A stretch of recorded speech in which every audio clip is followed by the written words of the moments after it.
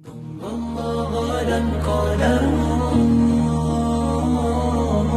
Allah dan qadarmu, Allah dan qadarmu, Allah dan qadarmu. Di setiap nafas yang kau titipkan, ada takdir yang telah kau tetapkan. Langkah kaki di jalan kehidupan tak lepas dari ketentuan-Mu, Tuhan. Kadang bahagia, kadang air mata, silih berganti dalam cerita. Namun hati ini tetap percaya, semua indah pada waktunya. Qada dan qadar Allah tertulis sejak di Lauhul Mahfuz sana.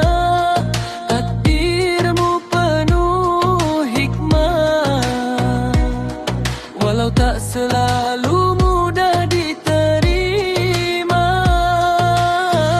Aku yakin rencana-Mu sempurna, tiada satu pun yang sia-sia.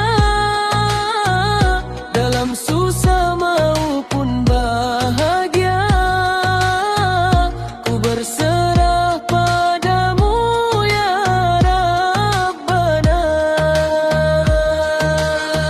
Jika gagal menghampiri diri, itu bukan akhir dari mimpi. Kau siapkan yang lebih berarti, asal sabar dan tetap berbakti.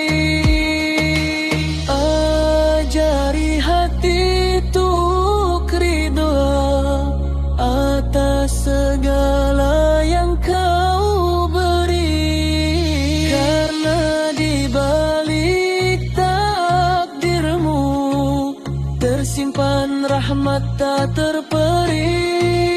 Qada dan qadar Allah, pegangan hidup sepanjang masa.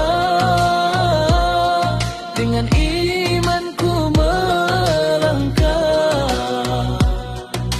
menuju ridha dan cintanya. Aku yakin rencana-Mu sempurna, tiada satu